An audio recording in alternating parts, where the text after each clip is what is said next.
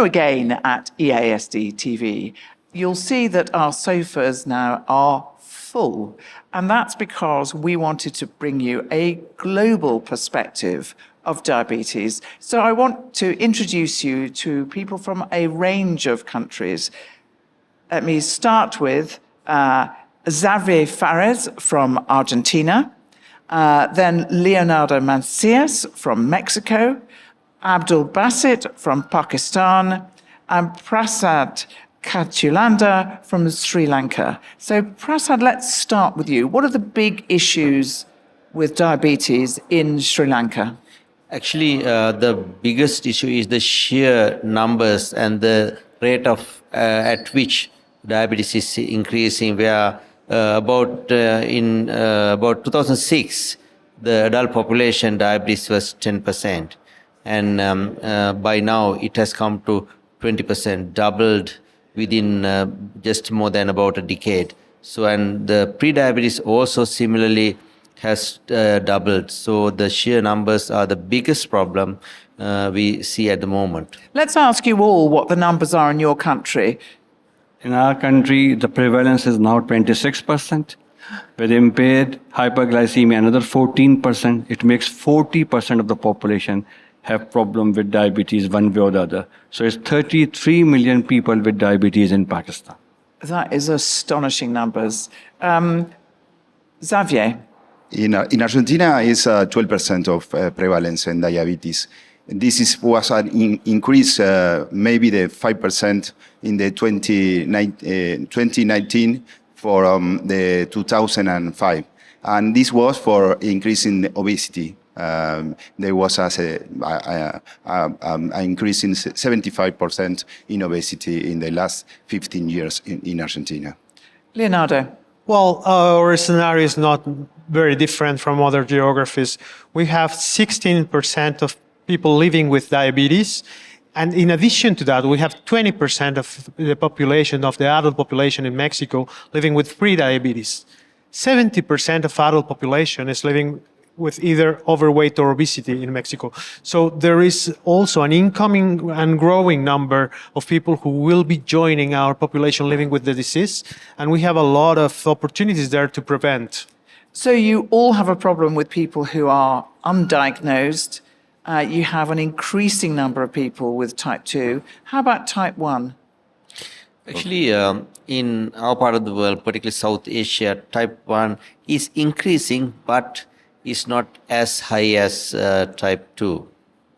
Abdul? Same here. In Pakistan, we do see an increasing trend, but the numbers aren't nowhere near that. It's difficult because don't have statistics for the new diagnosis, type 1 diabetes. I think it's very important question to answer. Very similar. We have less than 5% of our people living with diabetes who is type 1. And also the numbers are increasing recently because of a more accurate diagnosis. Many people who was previously diagnosed as unstable type 2 diabetes really is having type 1. So absolute huge volumes, and I imagine that your health systems and government are pretty spooked by the numbers in terms of the cost.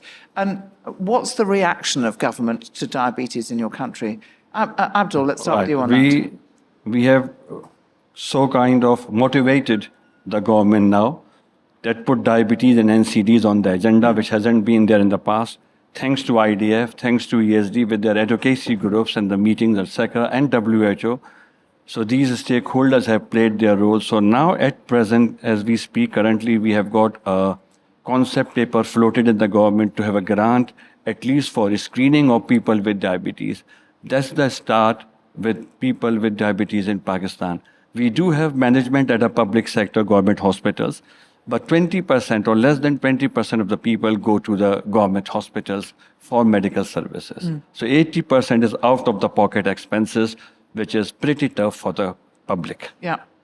Prasad? Actually, the Endocrine College and the Sri Lanka College of Physicians, Medical Association, all have got together and kind of made a lot of advocacy work, which has pushed government to establish a NCD directorate and a unit, and then people are provided free health care for diabetes.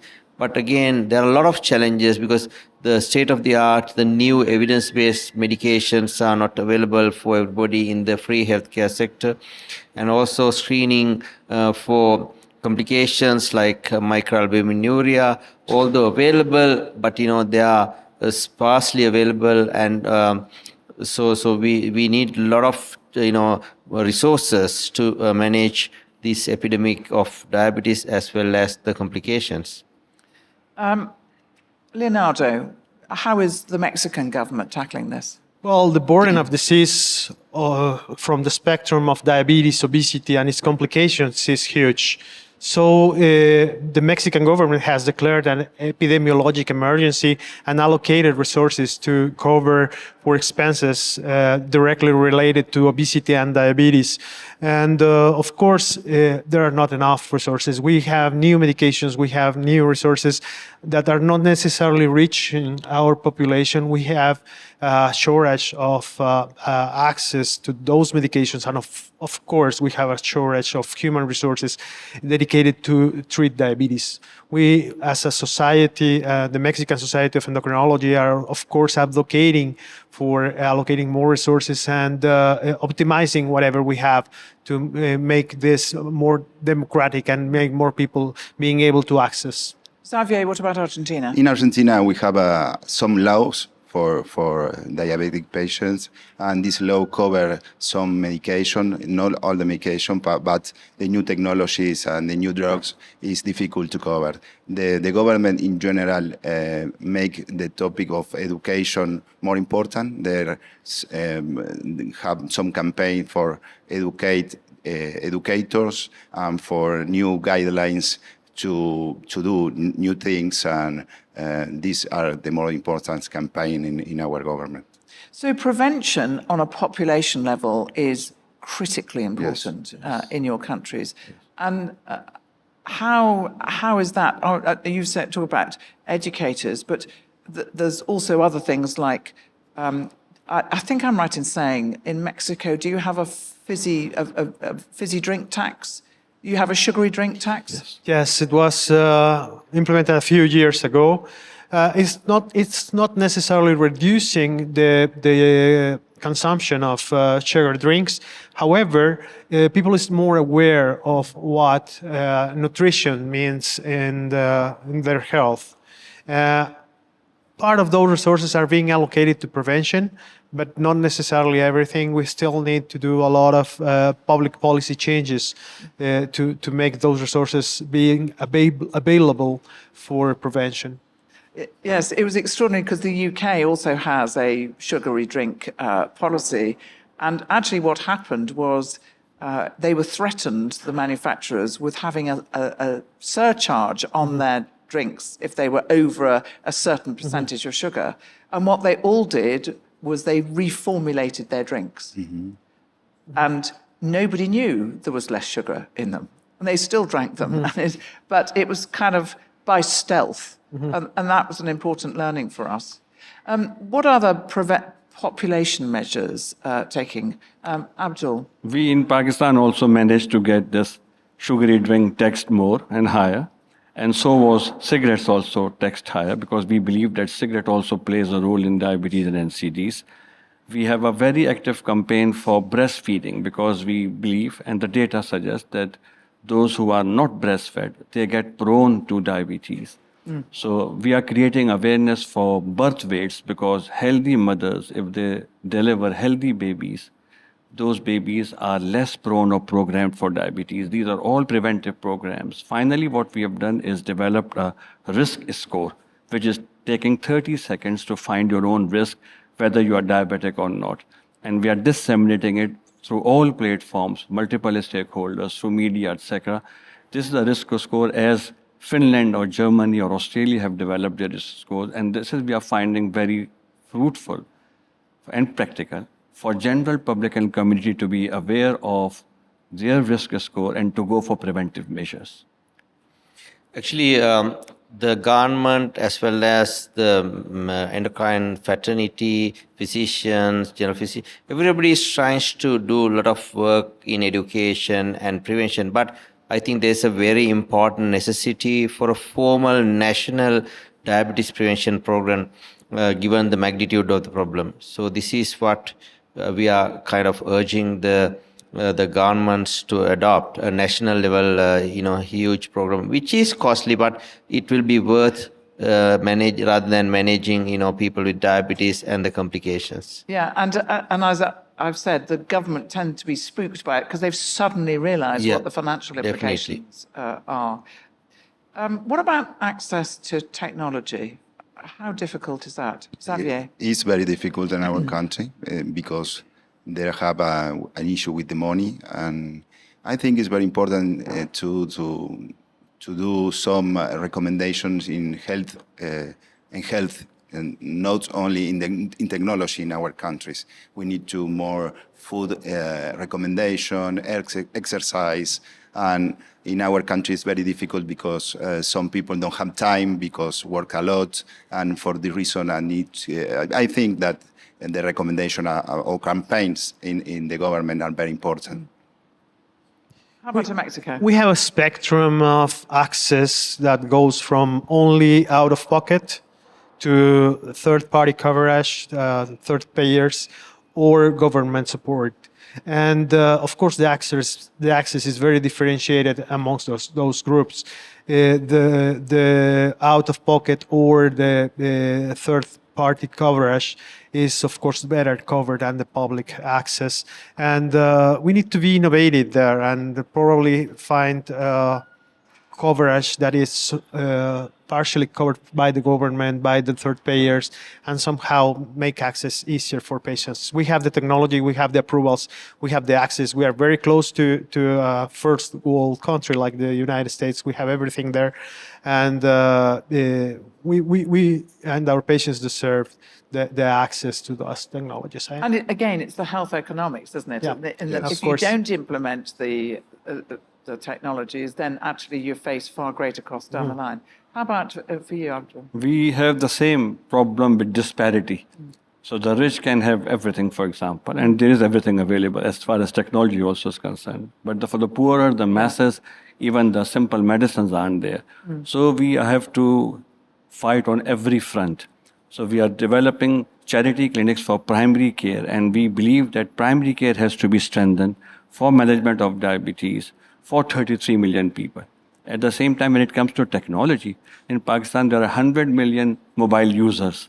But when it comes to using the technology for diabetes care or health, that is unfortunately not their priority. So it is again on the government, on the health associations, and on public or stakeholders who are willing to manage people to guide them what is the best for them. I was very struck by a presentation that we had here. A researcher who's a diabetic epidemiologist in Luxembourg working with somebody in AI, and they had developed a screening tool which was simply people reading a piece of text into a program on their phone. And they did a pilot study with 800 people in the US, matched controls, some people with type 2, others not, and they got 75% success rate in picking up people with type 2. So it's kind of those things That's that right. AI can do Yes. that might be the key to finding the undiagnosed, but also in educating them. How about you, Prasad? Actually, we did some work on, looking at risk scores and so on. But the issue is when the population prevalence exceeds a particular threshold, I think these sort of, surrogate measures are not very helpful. Because thing is, then your population, the prevalence is so high, and then you tend to, miss a lot of people if you use these risk scores and so on. We we have done some work about 15 years ago where the risk scores were performing very well. But now we did the same recently, validate the risk scores. you get a whole lot of false negatives. Yeah. So which is dangerous because given the blood glucose test is not very expensive, I would rather recommend doing a blood glucose test even by a glucometer rather than adopting other surrogate measures in screening the population, because otherwise you might miss whole lot of diabetic patients. But having said that, with regards to technology, actually technology is very useful for kids with type 1 diabetes, pregnancy related diabetes, where you need very good strict control. So at least for these selected categories, if we can embark on providing some useful technological measures like at least flash monitoring, So prioritizing is really important. rather than the entire, because it's not Yeah. cost effective and possible Yeah. to give the entire population. Okay, I want to move it on to therapies, because obviously the huge success of incretin-based therapies, which actually have, it's not just the weight control and the glycemic control, it's also these extraordinary range of benefits we're seeing beyond those things. How about access to those? In general, the liraglutide or analog, not weekly analog, and GLP-1 analogs are covered in Argentina, and the patient have access, but we don't have access for obesity, only for type 2 diabetes. Leonardo? It's quite similar. We have approved weekly and daily GLP-1 receptor analogs. However, there is a disparity in access. Some daily analogs, particularly liraglutide, has recently been introduced to the public system. So that's a huge win in the recent age. However, the percentage of people, the market share of that access is still very limited. Not more than 5% of people who might be candidate to receive a GLP-1 receptor analog is receiving it in Mexico. And how about in Asia? Abdul? Same. Less than 5% of those who need to be on GLP-1 agonist can afford it and get it. And there's nothing in government to give GLP-1 agonist. Prasad, present Yeah, I for think you. same. We don't have both the SGLT2 inhibitors and GLP-1 analogs in the government sector, available in the private sector, but very expensive. But fortunately for the SGLT2 inhibitors, there are generic cheaper versions where fair amount of people can afford. So that is something positive. So even for, I think, the newer GLP-1 receptor agonists, if more biosimilar but good quality products can be made available for countries like us, I think that would be a great advantage for many hundreds of millions of people. Finally, I wanted to find out how your involvement with EASD can be helpful to your countries, and what you've gained from EASD, and whether there's anything that you would particularly like EASD to do. Xavier? I think two things. One is education. We need education, and we can do education for other doctors. And for the other hand, the investigation involved in new investigation in science is very useful for us. So, and the e-learning and things like that is very important. Of course. Leonardo? We have a standing collaboration with the EASD and our Mexican Society of Nutrition and Endocrinology. They participate every year in our society's meeting with invited speakers that certainly make that knowledge closer to our primary care and our specialists there. And of course, in the future, we are looking forward to grow this collaboration in other ways that we can certainly leverage what is EASD has and to take that knowledge to our country. And how about in Asia, Abdul? We are very grateful to Professor Chantal Matthew and EASD both that for the first time ever, yesterday we had the session in EASD, and that was called Diabetes in Asia, the Global Hub. And so this first time Diabetes in Asia study group has been officially given a chance to let their problems come to the European colleagues, and vice versa. We are inviting EASD to our next meeting in Ahmedabad in India. And the most important thing from our point of view is capacity building, research programs, exchange programs of students, as other colleagues are saying, and advocacy. In our parts of the world, advocacy is most important and powerful tool which is badly or desperately needed, where European colleagues can help us a lot. Actually, Sri Lanka College of Endocrinologists is having a long-term collaboration with the EASD that has helped us to bring in new knowledge, new learning from a lot of groundbreaking research, and so we are very thankful for EASD being such a wonderful collaborator. They have been parts of our endocrine annual meeting, the SLENDO, now several years, as well as we have been partly together conducted a lot of education for not only for Sri Lanka but for the trainees in the region. So I think in that way we should really appreciate the efforts of the EASD not to confine only the Europe but to spread its wings and help other regions which need really help. So thank you to you all. And I think I have a message for Chantal Mathieu, which is continue going global at EASD, because what you do at EASD really has an enormous impact. And there is so much to learn from how diabetes is handled in the global south as from the global north. It's a collaboration that is two-way. So thank you very much for watching, and we'll be with you again soon. Bye for now.